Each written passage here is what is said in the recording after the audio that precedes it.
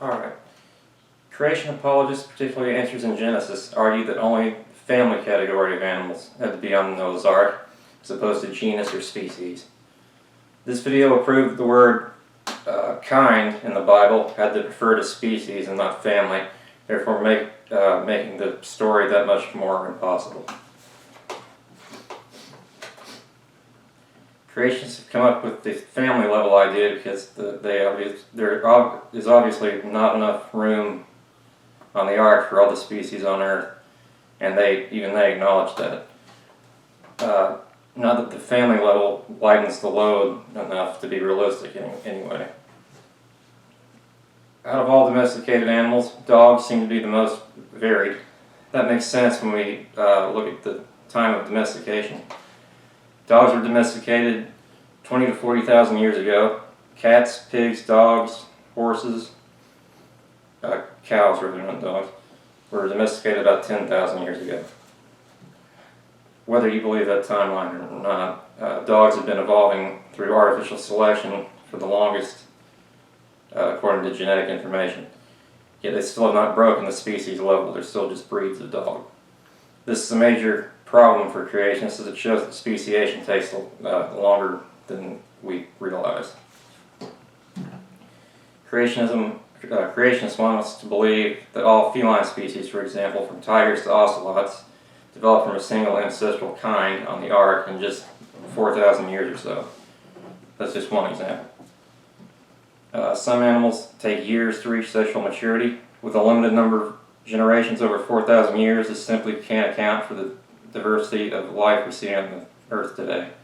Some examples of this are the Olm salamander, which takes 15 years to mature. That would mean in 4,000 years it would have 266 generations to get to its present form, which is just not possible.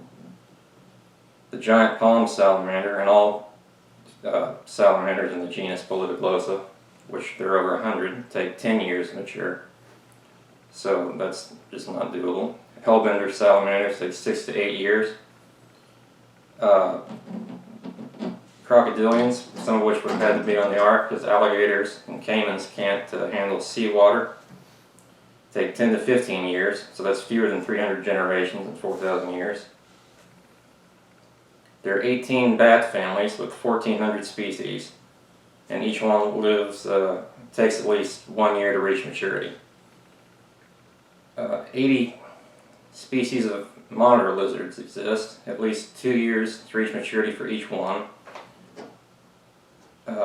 Viperidae, there are 200 species, each takes 2 to 3 years to reach maturity. Elapidae, the elapids, which includes cobras, 360 species, and that includes 70 sea snakes. The elapid example also shows that the Bible meant species when it said kind. If some elapids live in the ocean and some on land, this is a problem for the family argument. The terrestrial versions would have been on the ark, so at the very least creation apologists would need to go down to the genus level for that to make any sense. Which obviously means more animals have to be on the ark and making it even more unrealistic. More animals that would take a long time to mature. Tortoises take at least 5 years, and that's in captivity. In the wild they take longer. Hominidae, the hominids, the great apes, take at least 10 years. Lemuridae, the lemurs, take 2 to 3 years, and there are 100 species of lemurs that are alive today. An example of a tortoise with a slow reproduction rate is the spider tortoise of Madagascar.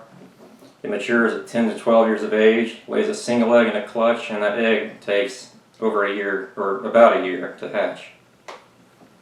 Now we know that the spider tortoise is descended from the African hingeback tortoise, which has a similarly slow reproductive rate and the same maturation age. So it took from hingeback to spider tortoise and then to the modern form of spider tortoise today. Just not enough time. 4,000 years isn't enough time. Back in reality, an experiment with E. coli over more than 20 years shows just how long speciation can take. After 60,000 generations, and of 12 cultures from the same ancestral line of E. coli, only one culture appears to have diverged into a separate species, and they're not really even sure it's diverged yet. With longer lifespans and older maturation ages for vertebrates, it is unthinkable that only family-level representatives would have been on the ark, or any representatives, but just for the sake of argument. 4,000 years isn't enough time for the speciation that would have had to have taken place, especially with just two individuals to start with. That's the least of the ark's worries. It's simply one detail that makes the creationist apologist narrative untenable.